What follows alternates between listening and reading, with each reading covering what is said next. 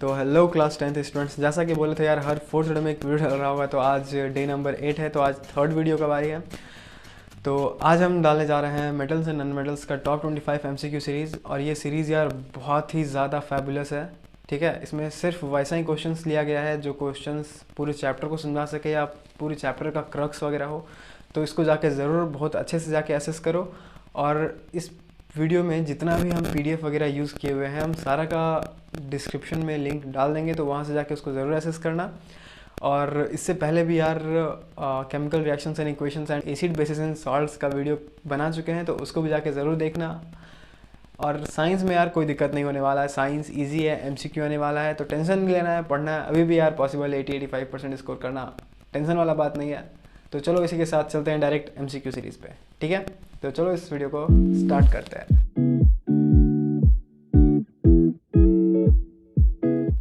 तो hello class 10th students, तो आज हम लेकर के आए हैं टॉप 25 एमसीक्यू सीरीज़ में चैप्टर थर्ड। और ये इस सीरीज़ का थर्ड वीडियो होने वाला है। और इससे पहले भी हम 2 चैप्टर कवर कर चुके हैं, chapter 1 and chapter 2। First chapter chemical reactions and equations and second chapter acid basis and salts का।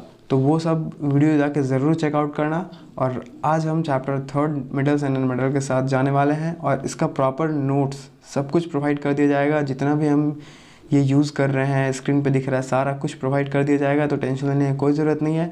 तो इसी के साथ चलो स्टार्ट करते हैं।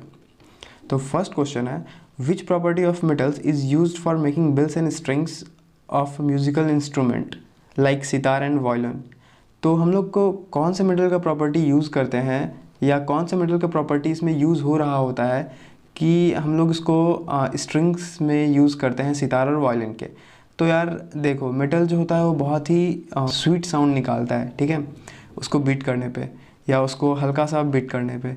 तो बस इसी प्रॉपर्टी को हम लोग यूज़ करते हैं, और इस प्रॉपर्टी को हम लोग इंग्लिश में सॉन्ड्रसनेस बोल रहे होते हैं। ठीक है, तो इसका आंसर हो जाएगा ऑप्शन ए, सॉन्ड्रसनेस प्रॉपर्टी यूज़ करते हैं। और देखते हैं हम लोग मेलिएबिलिटी प्रॉपर्टी क्या होता है, क्योंकि हम लोग को पूरा चैप्टर भी समझना ही नहीं इसी एमसीक्यू से।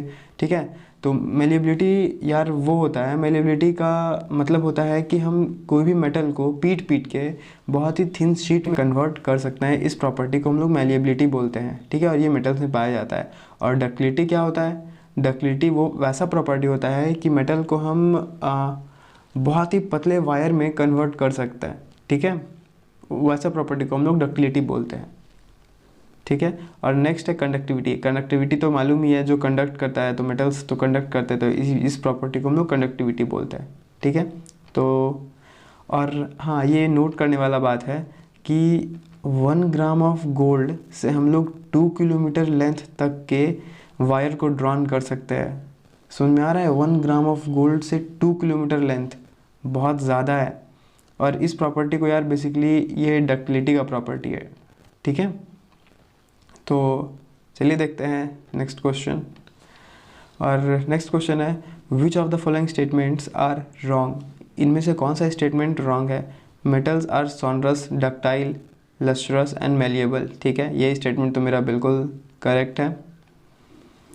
तो हमको इसमें वैसा ऑप्शन चुनना है जो गलत है। ठीक है, जो सही है उसको नहीं चुनना है। उसके बाद non metals are brittle, non sonorous and have low boiling and melting point. तो ये स्टेटमेंट बिल्कुल सही है, नन मेटल्स ऐसा ही होता है। We can cut sodium, potassium and lithium with knife. ठीक है, तो हम लोग सोडियम, पोटासियम, लिथियम जो भी मेटल है ये सब बहुत सॉफ्ट मेटल होता है। ठीक है, तो इन सब को हम चाकू से भी काट सकते हैं। ठीक, तो ये भी स्टेटमेंट बिल्कुल सही है। Metals do not have free electrons. तो देखो, मेटल्स जब भी कंडक्शन करता है, ठीक है, तो वो कंडक्ट कर ही पाता है इसलिए क्योंकि उसके पास फ्री इलेक्ट्रॉन्स अवेलेबल होते हैं।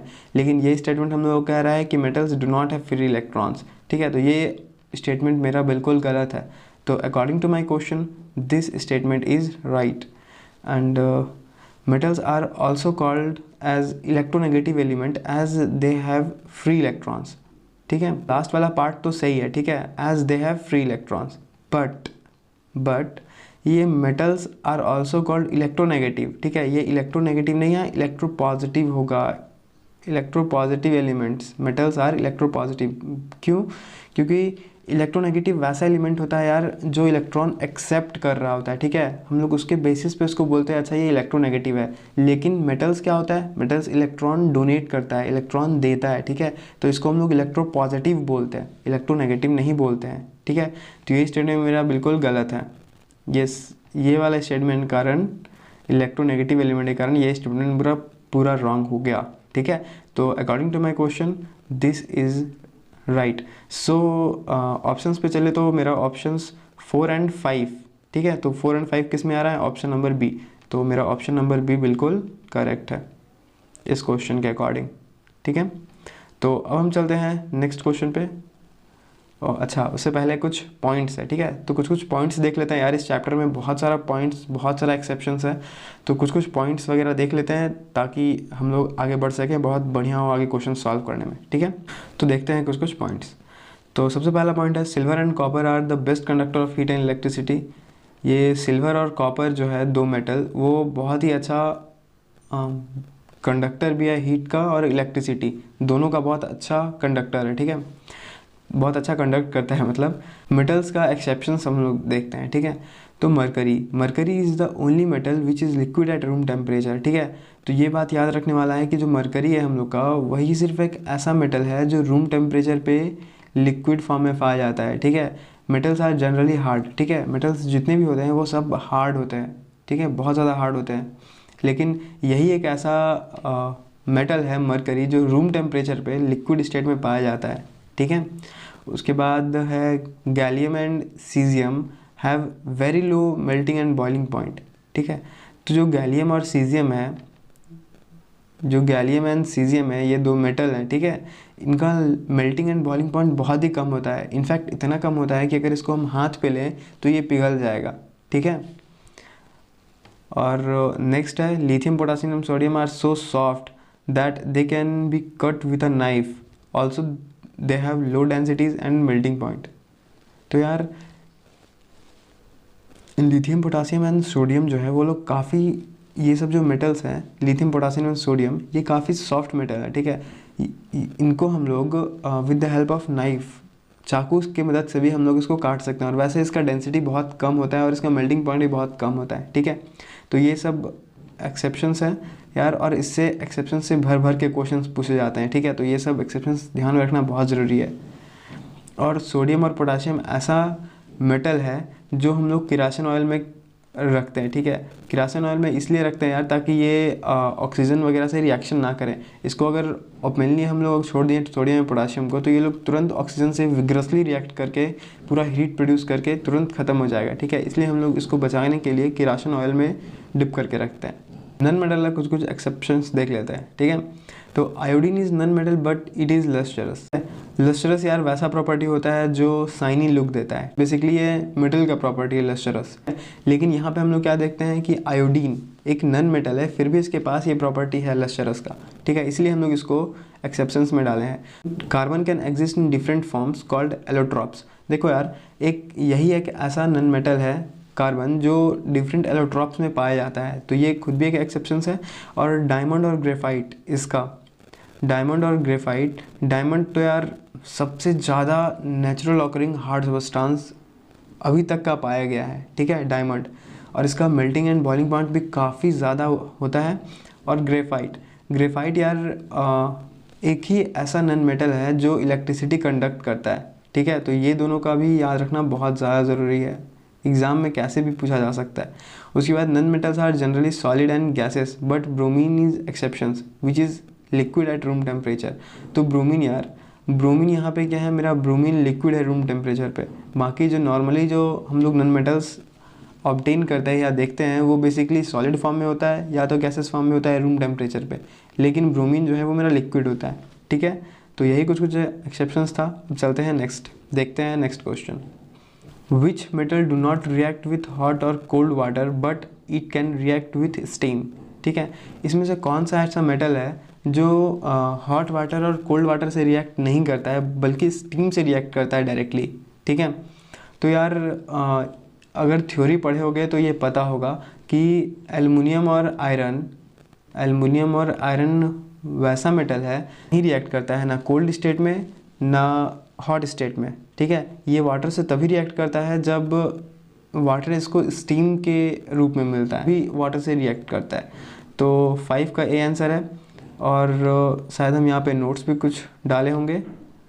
हाँ, तो नोट में ये रहा, metals like aluminium, iron and zinc don't react with hot और cold water but it can react with steam to produce metal oxide and hydrogen. ठीक है, तो ये रिएक्शंस इंपॉर्टेंट है, ये रिएक्शंस ध्यान में रखना। ये रिएक्शन से बहुत सारा क्वेश्चन पूछा जा सकता है, क्योंकि ये डायरेक्टली रिएक्ट नहीं करता है वाटर से, इसको वाटर स्टीम के तौर पे चाहिए होता है रिएक्शन के लिए। सो ये रिएक्शन इंपॉर्टेंट है, इसको याद रखना। खास करके ये प्रोडक्ट, ये दोनों प्रोडक्ट बहुत ज़्यादा इंपॉर्टेंट है, क्वेश्चन से पूछे जा सकते हैं। ठीक है, तो अब हम लोग देखते हैं नेक्स्ट क्वेश्चन। नेक्स्ट क्वेश्चन है which one is correct according to their reactivity. तो इसमें से कौन सा करेक्ट है यार रिएक्टिविटी के अलॉन्ग। तो देखो हम लोग को इन सब क्वेश्चंस को आंसर करने के लिए, इस टाइप के क्वेश्चंस को 6 नंबर टाइप, इसके लिए हम लोग को रिएक्टिविटी सीरीज़ जानना पड़ेगा कि कौन सा मेटल कितना रिएक्टिव है। वो हमको कैसे पता चलेगा कि कौन सा मेटल कितना रिएक्टिव है, हमको तो अभी नहीं पता है। अगर पढ़े हुए हैं हम रिएक्टिविटी सीरीज़ तो ही हमको पता है कि अच्छा ये मेटल इतना रिएक्टिव है, ये मेटल इतना रिएक्टिव है, तो इसके बेसिस पे हम लोग आराम से बोल सकते हैं। लेकिन जब तक हमको ये नहीं पता है कि मेरा कौन सा मेटल कितना ज़्यादा रिएक्टिव है, तो उसके लिए हम लोग सबसे पहले देखते हैं यार रिएक्टिविटी सीरीज़, जो कि शायद नेक्स्ट स्लाइड में है। ठीक है, तो वैसे तो इसका आंसर मेरा 4 नंबर है, क्योंकि मैग्नीशियम यार बहुत ज़्यादा रिएक्टिव है एल्युमिनियम से, और एल्युमिनियम बहुत ज़्यादा रिएक्टिव है जिंक से एंड जिंक आयरन से।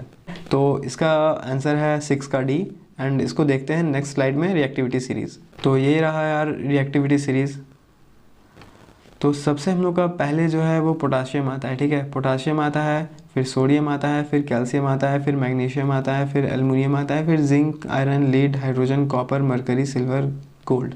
ठीक है, ये रिएक्टिविटी सीरीज़ है। और इसको याद रखने का यार बहुत सारा तरीका है, बहुत सारा तरीका है। प्लीज़ डोंट कॉल मी जो भी है डल ज़ेब्रा या जो भी है। तो यार इसको याद रखने का बहुत सारा तरीका है, उसमें से एक तरीका हम भी निकाले हैं। इनफैक्ट हम भी ये तरीका, ये मेरा बनाया हुआ तरीका है। तो वो तरीका क्या है कि उसके पहले एक स्टोरी सुनते हैं। ठीक है, तो पहले इसका देख लेते हैं। तो उसके पहले एक स्टोरी सुनते हैं कि एक गांव में एक बहुत ही खूबसूरत लड़की हुआ करती थी। ठीक है, उसका नाम था कनिका। ठीक है, एक गांव में एक बहुत ही खूबसूरत लड़की हुआ करती थी, उसका नाम था कनिका। और वहाँ पे एक मिट्टी में फल होता था, उसका नाम था अलजन। ठीक है, और वो अलजन का खासियत था कि उसको लोहा पे रखते थे तो वो बहुत ही ब्यूटीफुल कलर का बहुत ही ब्यूटीफुल कलर में कन्वर्ट हो जाता था और खाने में बहुत ज़्यादा टेस्टी लगता था। ठीक है, तो उस फल का ये खासियत था। तो बस इसी से हम इसको याद रख सकते हैं कि कनिका मांगे अलजन लोहा पर है कोमल चांदी सोना। ठीक है, कनिका मांगे अलजन लोहा पर है कोमल चांदी सोना। यहाँ जो चांदी सोना को बताया जा रहा है वो बहुत ही नाजुक बताया जा रहा है। ठीक है, तो बस ऐसे ही कनिका मांगे, यहाँ पे ऐसे लिख सकते हैं कनिका मांगे मांगे अलजन लोहा पर है कोमल चांदी सोना। इसको यार याद रखने का बहुत सारा तरीका है, इसमें से एक तरीका हम भी दे रहे हैं। कहो तो ये कनिका मांगे अलजन लोहा पर है कोमल चांदी सोना। ठीक है,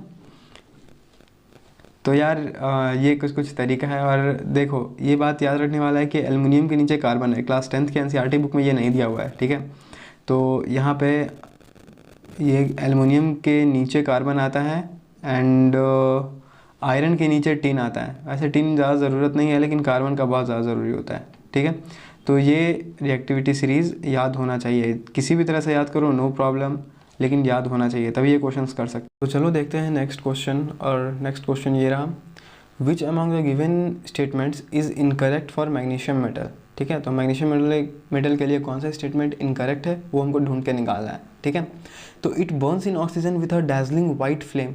तो यार ये स्टेटमेंट बिल्कुल सही है, क्योंकि हम लोग चैप्टर 1 में ही पढ़े थे कि जब मैग्नीशियम हम रिबन को रब करते थे मैग्नीशियम ऑक्साइड का लेयर उस पर से हटाने के लिए, उसके बाद उसको ऑक्सीजन के प्रेजेंस में लाते थे, तो यार वो डैजलिंग वाइट फ्लेम के साथ जलता था। ठीक है, और मैग्नीशियम ऑक्साइड का एसएस गिरता था। ठीक, तो ये स्टेटमेंट बिल्कुल सही है। और सेकंड स्टेटमेंट का बात रहा, it react with cold water to form magnesium oxide and evolve hydrogen gas. तो पहली बात, मैग्नीशियम जो है वो मेरा कोल्ड वाटर से रिएक्ट नहीं करता है।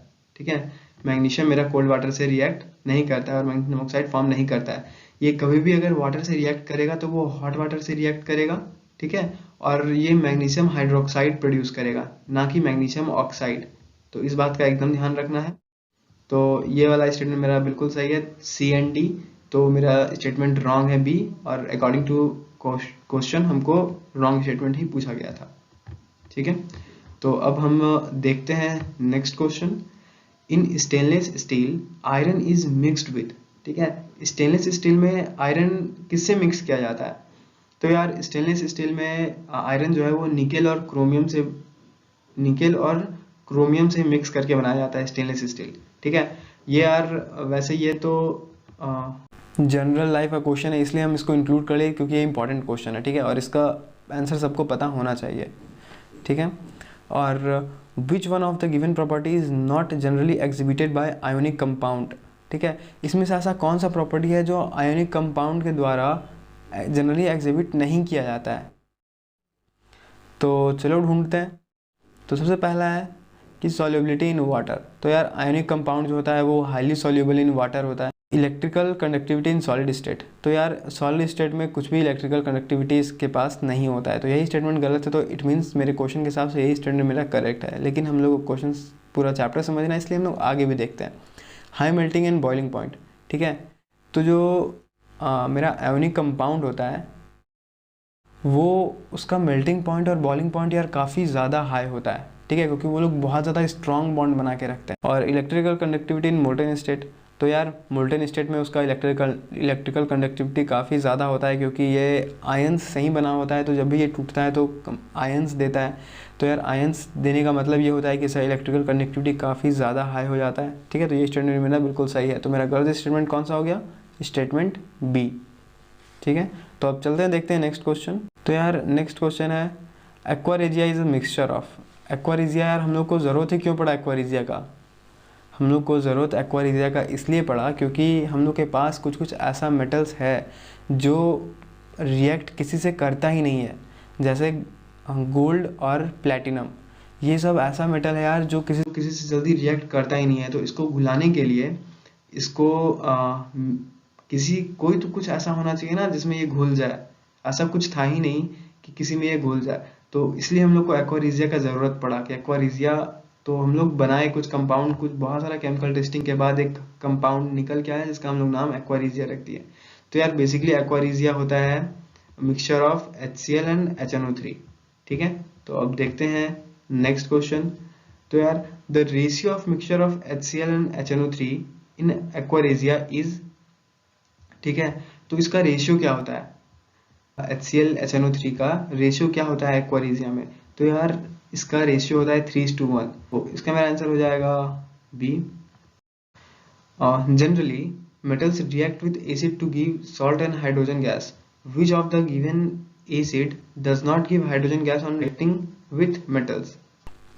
तो देखो यार generally metal react with acid to give salt and hydrogen gas. ठीक है, तो हम ये बोल रहे थे कि hydrogen gas is not evolve when a metal react with nitric acid. जब भी मेटल नाइट्रिक एसिड से रिएक्ट करता है तो हाइड्रोजन गैस रिलीज नहीं करता है। It is because HNO3 is a strong oxidizing agent. ऐसा क्यों नहीं करता है? चलो ये देखते हैं। देखो मेरा HNO3 है वो बहुत ही पावरफुल ऑक्सीडाइजिंग एजेंट है। ठीक है, वो मेरा बहुत ही ज़्यादा पावरफुल ऑक्सीडाइजिंग एजेंट है। इसके कारण क्या होता है, जो मेरा हाइड्रोजन प्रोड्यूस होता है, ऐसा नहीं कि हाइड्रोजन प्रोड्यूस नहीं होता है, हाइड्रोजन जो प्रोड्यूस होता है वो उसको भी ऑक्सीडाइज कर देता है और उसको वाटर में कन्वर्ट कर लेता है। ठीक है, और खुद जो है वो रिड्यूस हो जाता है इसके डिफरेंट फॉर्म्स में। ठीक है, इसीलिए ये हाइड्रोजन गैस इवॉल्व नहीं करता है, क्योंकि ये बहुत ही ज़्यादा पावरफुल ऑक्सीडाइजिंग एजेंट है मेरा नाइट्रिक एसिड HNO3। ठीक है, इसीलिए जो भी मेरा हाइड्रोजन प्रोड्यूस होता है उन सब के साथ ये रिएक्शन कर लेता है वापस से और उन सबको वाटर में कन्वर्ट कर देता है और खुद रिड्यूस हो जाता है नाइट्रोजन ऑक्साइड्स में। ठीक है, लेकिन मैग्नीशियम और मैग्नीज जो है वो इनसे रिएक्ट करता है, नहीं है कि ये हाइड्रोजन गैस रिलीज़ नहीं करता है। ये हाइड्रोजन गैस रिलीज़ तभी करता है जब dilute, very dilute nitric acid को रिएक्ट करवाते हैं मैग्नीशियम या मैग्नीज से, ठीक है। तो ये हाइड्रोजन गैस इवॉल्व करता है। तो चलो देखते हैं नेक्स्ट क्वेश्चन। अब sodium is nearest to which noble gas. Sodium यार किन नोबल गैस के बहुत करीब है, ठीक है। तो इसका आंसर हम नहीं कर रहे, इसका आंसर खुद से करना, ठीक है, क्योंकि ये बहुत ईजी क्वेश्चन है, ठीक। विच of the following is not ionic compound. तो यार इसमें से हम लोग को बताना है कि कौन सा आयोनिक कंपाउंड नहीं है, ठीक है। तो MgCl2 ये मेटल और ये नॉन मेटल और ये बॉन्डिंग किया हुआ है, ये आयोनिक बॉन्डिंग है। ये मैग्नीशियम जो है वो 2 इलेक्ट्रॉन्स अपना क्लोरीन को दिया हुआ है। यहाँ जो मैग्नीशियम है वो अपना 2 इलेक्ट्रॉन्स क्लोरीन को दिया हुआ है, ठीक है। तो यहाँ मेरा आयोनिक बॉन्ड है, यहाँ शेयरिंग ऑफ इलेक्ट्रॉन्स नहीं है, यहाँ ट्रांसफ़र ऑफ इलेक्ट्रॉन्स है। तो ये मेरा आयोनिक बॉन्ड है। और NaCl भी बिल्कुल, Na अपना 1 इलेक्ट्रॉन क्लोरीन को डोनेट किया है, तो ये भी मेरा आयोनिक बॉन्ड है, ठीक है। ट्रांसफ़र ऑफ इलेक्ट्रॉन्स यहाँ भी हो रहा है, लेकिन CCl4 में यहाँ ट्रांसफ़र ऑफ इलेक्ट्रॉन्स नहीं हो रहा है, यहाँ पे शेयरिंग ऑफ इलेक्ट्रॉन्स हो रहा है। The number of electrons present in the outermost shell, ठीक है, इसको मिटा देते हैं पहले। तो जनरली हम लोग क्या देखते हैं कि number of electrons present in outermost shell of the metal atom is, तो मेटल के आउटर मोस्ट सेल में यार जनरली कितना इलेक्ट्रॉन्स प्रेजेंट होता है, ठीक है। तो जैसा कि हमको पता है कि मेटल्स का जो आउटर मोस्ट सेल होता है उसमें जनरली 1 से 3 इलेक्ट्रॉन्स प्रेजेंट होता है, ठीक है। मेटल क्या होता है, इलेक्ट्रोनेगेटिव, वो इलेक्ट्रॉन्स एक्सेप्ट करता है, ठीक है। और ये मेटल जो होता है वो इलेक्ट्रॉन डोनेट करता है। तो डोनेट तभी कर पाएगा ना ऑक्टेट से कुछ 1 2 3 ज़्यादा होगा, ठीक है। क्योंकि अगर 3 से ज़्यादा भी ज़्यादा होता है तो फिर वहाँ पर शेयरिंग होना स्टार्ट हो जाता है, फिर ट्रांसफ़र करने का बहुत कम हो जाता है, ट्रांसफ़र करने का चांसेस, है ना। इसीलिए आउटर सेल में इलेक्ट्रॉन्स सिर्फ 1 से 3 प्रेजेंट होता है मेटल्स के, ठीक है। तो देखते हैं नेक्स्ट क्वेश्चन। तो नेक्स्ट क्वेश्चन है aluminium is used for making cooking utensils, ठीक है। Which of the following properties of aluminium are responsible for the same. तो एल्युमिनियम को हम लोग यार बर्तन बनाने के यूज़ में लाते हैं, ठीक है। तो इसको क्यों हम लोग बर्तन बनाने के यूज़ में लाते हैं, इसका मतलब कौन सा प्रॉपर्टी हम लोग यूज़ करते हैं उसमें, ठीक है। तो यार बेसिकली हम पहले देख लेते हैं गुड थर्मल कंडक्टिविटी, ठीक है, एक ये प्रॉपर्टी है। गुड इलेक्ट्रिकल कंडक्टिविटी ये भी प्रॉपर्टी है एल्युमिनियम का, और डक्टिलिटी ये भी प्रॉपर्टी है, मेटल है तो ये सब सारा प्रॉपर्टी इसी का है। लेकिन हम लोग कुकिंग में यूज़ करते हैं, तो इसमें हम कुकिंग में कौन कौन सा प्रॉपर्टी यूज़ कर रहे होते हैं, ठीक है। तो हमको इलेक्ट्रिकल कंडक्टिविटी से कोई मतलब नहीं है कुकिंग के लिए, है ना। और डक्टिलिटी का भी कोई यूज़ नहीं, क्योंकि हम बर्तन को पीट के और तार में कन्वर्ट नहीं करने वाले। और हाई मेल्टिंग पॉइंट, तो हाँ ये लग रहा है कि हम यूज़ कर सकते हैं, क्योंकि हम हाई मेल्टिंग पॉइंट तभी सही है जब गुड थर्मल कंडक्टिविटी है। तो यार इसको हीट देंगे तो प्रॉपरली हीट पकड़ेगा, तो मेरा फूड पकेगा ना। और फूड तभी पकेगा जब इसका मेल्टिंग पॉइंट बहुत ज़्यादा हाई होगा, नहीं तो पता चला बर्तन में कुछ रखे पकाने और बर्तन ही गल गया, तो ये भी काम नहीं चलेगा। तो ये बेसिकली हम 2 प्रॉपर्टी का इसमें यूज़ कर रहे होते हैं, ठीक है, प्रॉपर्टी A और प्रॉपर्टी D। तो ऐसा ऑप्शन कौन सा है, A एंड D, तो ऑप्शन नंबर D मेरा बिल्कुल करेक्ट है, ठीक है। तो अब देखते हैं next question. N alloy of zinc and copper is dissolve in dilute HCl, hydrogen gas is evolve in this evolution of gas in this, या बेसिकली यहाँ कॉमा एक छूट गया है, तो यहाँ कॉमा होना चाहिए, ठीक है। तो यार ये क्वेश्चन भी काफ़ी इजी है, ठीक है। जैसा कि हम रिएक्टिविटी सीरीज़ देखे थे थोड़ा देर पहले, तो रिएक्टिविटी सीरीज़ में हम ये देखे थे कि जो मेरा कॉपर रहता है और जो मेरा जिंक रहता है, ठीक है।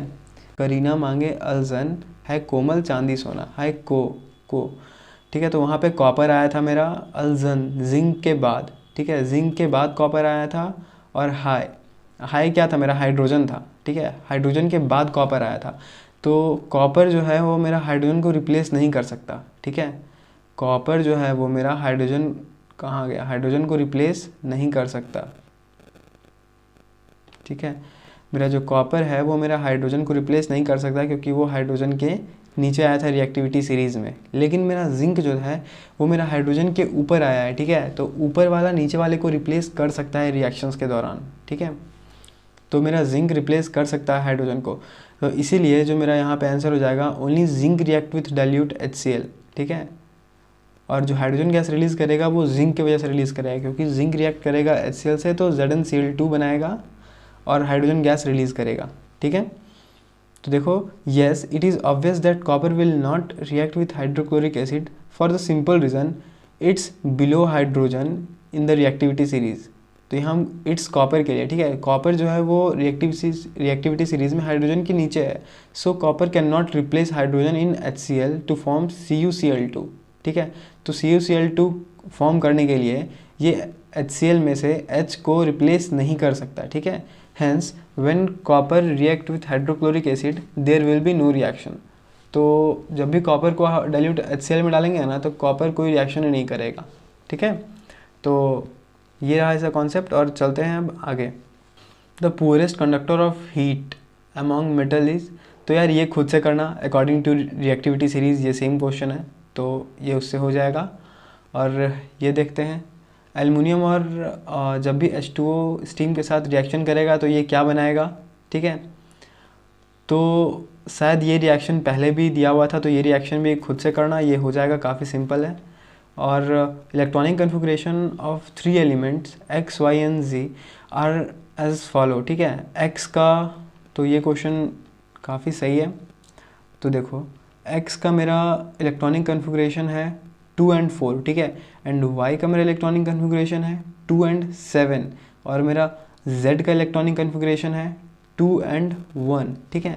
और बेसिकली आइडियल गैस का इलेक्ट्रॉनिक कन्फिग्रेशन क्या होता है, 2 8 8, ठीक है। मतलब आइडियल गैस के जो आउटर मोस्ट सेल होता है ना, उसमें कंप्लीट इलेक्ट्रॉन्स फिल्ड होता है, ठीक है, इसीलिए वो किसी से रिएक्ट नहीं करता है, ना एसिड से रिएक्ट करता है ना बेस से रिएक्ट करता है, इसीलिए आइडियल गैस बहुत ज़्यादा स्टेबल होता है, यही कारण से, ठीक है, क्योंकि इसका इलेक्ट्रॉनिक कन्फिग्रेशन में जो आउटर सेल है उसमें इलेक्ट्रॉन्स फुलफिल्ड होता है, ठीक है, कम्प्लीटली फिल्ड होता है उसमें इलेक्ट्रॉन्स, ठीक। तो वो हम देखते हैं कि इसमें से कौन सा दो कंबाइन करके which two element will combine to form an ionic compound. तो इसमें देखते हैं कौन सा दो एलिमेंट कंबाइन करके आयोनिक कंपाउंड का फॉर्मेशन करता है, ठीक है। तो यार आयोनिक कंपाउंड का फॉर्मेशन के लिए हमको एक चीज़ पता है कि आयोनिक कंपाउंड का फॉर्मेशन तभी होगा जब एक पार्टी इलेक्ट्रॉन देगा और दूसरा पार्टी इलेक्ट्रॉन एक्सेप्ट करेगा और दोनों का ऑक्टेट कंप्लीट हो जाएगा, ठीक है। तो ऐसा हम कौन सा देख पा रहे हैं, तो जैसा कि हम ऑप्शन से ही चलते हैं X2Y, ठीक है। अगर हम X2 रख लें और Y कितना रख लें, Y1 रख लें, तो क्या उसका ऑक्टेट कंप्लीट हो जाएगा, तो इसका ऑक्टेट कंप्लीट नहीं होगा, क्योंकि ये ना 7 इलेक्ट्रॉन्स ये डोनेट करेगा ना 4 इलेक्ट्रॉन्स ये डोनेट करेगा, और डोनेट कर भी देगा तो ये इसका ऑक्टेट कंप्लीट नहीं हो पा रहा है, ठीक है। और अगर फिर सेकंड ऑप्शन देखते हैं ZY, ठीक है। तो ZY में क्या है, हाँ यहाँ हो सकता है, क्योंकि देखो इसके पास 7 इलेक्ट्रॉन्स है, ठीक है, इसको मात्र 1 इलेक्ट्रॉन का ज़रूरत है, तो ये अपना 1 इलेक्ट्रॉन क्या करेगा, इसको दे देगा, ठीक है। तो ये अपना 1 इलेक्ट्रॉन इसको दे देगा, तो इसके पास भी +1 हो जाएगा, तो ये 8 में कन्वर्ट हो जाएगा, ठीक है। तो ये मेरा 7 के जगह पे हो जाएगा 8, तो इसका भी ऑक्टेट कंप्लीट हो जाएगा। और ये यार ये मेरा नियॉन के कन्फिग्रेशन में चला जाएगा, ठीक है। Y जो है मेरा नियॉन के कन्फिग्रेशन में चला जाएगा, क्योंकि इसका एटॉमिक नंबर 10 हो गया, और क्योंकि यार इसमें इलेक्ट्रॉन्स, तो यार ये मेरा नोबल गैस कन्फिग्रेशन में चला गया, और मेरा Z बच गया वो हीलियम के जैसे इलेक्ट्रॉनिक कन्फिग्रेशन में चला गया, ठीक है। तो यहाँ Y and Z आराम से कंपाउंड बना लेगा, और इसका सही फार्मूला अगर लिखा जाए तो ZY होगा, ठीक है। कहीं कहीं पे मिल सकता है YZ, लेकिन कहीं कहीं पे मिल सकता है ऐसा YZ लिखा हुआ, लेकिन YZ सही नहीं है। क्यों सही नहीं है, क्योंकि जब भी हम कोई भी नेम लिखते हैं, जैसे NaCl को ऑब्जर्व करते हैं, तो Na क्या है मेरा, Na मेरा इलेक्ट्रोपॉजिटिव एलिमेंट है, ठीक है, और मेरा Cl क्या है, Cl मेरा इलेक्ट्रोनेगेटिव एलिमेंट है, ठीक है। तो इस पर प्लस चार्ज है, क्योंकि ये इलेक्ट्रॉन डोनेट करता है, या कहो तो इलेक्ट्रॉन ट्रांसफ़र करता है, +1 चार्ज है, और इस पर -1 चार्ज है, ठीक है, -1 चार्ज है। तो जो प्लस वाला होता है, हम लोग इलेक्ट्रोपॉजिटिव एलिमेंट को पहले लिखते हैं, उसके बाद इलेक्ट्रोनेगेटिव एलिमेंट लिखते हैं। तो Z क्या है मेरा यहाँ इलेक्ट्रोपॉजिटिव है, क्यों, क्योंकि ये इलेक्ट्रॉन डोनेट कर रहा है, ठीक है। तो ये मेरा इलेक्ट्रोपॉजिटिव एलिमेंट हो गया, और मेरा Y क्या हो गया, इलेक्ट्रोनेगेटिव एलिमेंट, ठीक है, क्योंकि ये इलेक्ट्रॉन एक्सेप्ट कर रहा है। तो इसको हम ZY लिखेंगे, ना कि YZ लिखेंगे, ठीक है। तो इस बात का खासा ध्यान रखना। तो अब देखते हैं नेक्स्ट क्वेश्चन। तो यार ये सब रिएक्शंस खुद से कंप्लीट कर लेना, इस चैप्टर में बाकी और कुछ भी नहीं है। ये दोनों क्वेश्चंस सेम है, बस लैंग्वेज चेंज किया गया है, तो हम दोनों क्वेश्चन इंक्लूड कर दिए, ठीक है। और ये क्वेश्चन ज़रा समझने की कोशिश करना, ठीक है। Why non metals do not react with water, steam और डाइल्यूट एसिड, ठीक है। तो मेरा जो नॉन मेटल है वो इन सबसे क्यों रिएक्ट नहीं करता, ठीक है। क्योंकि दे आर इलेक्ट्रॉन डोनर। क्या ऐसा है? नहीं, वो लोग नॉन मेटल्स तो इलेक्ट्रॉन डोनर नहीं होते, इनफैक्ट इलेक्ट्रॉन एक्सेप्टर होते हैं। ये बिल्कुल मेरा एब्सर्ड स्टेटमेंट है, स्टेटमेंट 1, ठीक है। दे आर इलेक्ट्रो पॉजिटिव, तो नहीं यार, वो लोग इलेक्ट्रो नेगेटिव होते हैं क्योंकि वो लोग इलेक्ट्रॉन्स एक्सेप्ट करते हैं, ठीक है। They are bad conductor of heat and electricity, क्या ये रीज़न हो सकता है? तो नहीं, ये रीज़न भी नहीं हो सकता। तो देखो यार, they are electron acceptor and can not supply electrons to H+ ions, ठीक है। जो मेरा डाइल्यूट एसिड, वाटर और स्टीम जो भी रहता है उसमें मेरा बेसिकली H+ आयंस कंटेन करता है वो सब, ठीक है। तो H+ आयंस को ये लोग इलेक्ट्रॉन सप्लाई नहीं कर पाता, ठीक है, क्योंकि इन लोग के पास इलेक्ट्रॉन्स होता ही नहीं है डोनेट करने के लिए, है ना। ये लोग, क्योंकि ये लोग इलेक्ट्रॉन एक्सेप्टर है, इसीलिए ये मेरा स्टेटमेंट बिल्कुल सही है। इसी कारण से वो लोग रिएक्ट नहीं करता water, steam and dilute acid से, ठीक है। तो अब देखते हैं नेक्स्ट क्वेश्चन। तो विच of the following non metal is lustrous, ठीक है। तो ये भी क्वेश्चंस पहले ही बता चुके हैं, देखना ध्यान से, मिल जाएगा। The atomic number of element X is 12, which inert gas is nearest to X। तो यार ये क्वेश्चन भी किसी न किसी फॉर्म में पहले भी आ चुका है, देखना मिल जाएगा। और ये रहा last question. The electronic configuration of 3 element X, Y and Z, X28, Y 287 and Z 282, which of the following is correct, ठीक है। तो ये क्वेश्चन भी यार कहो तो अभी थोड़ा देर पहले बताएं, समझाएं कि कैसे ये वाला करते हैं हम लोग।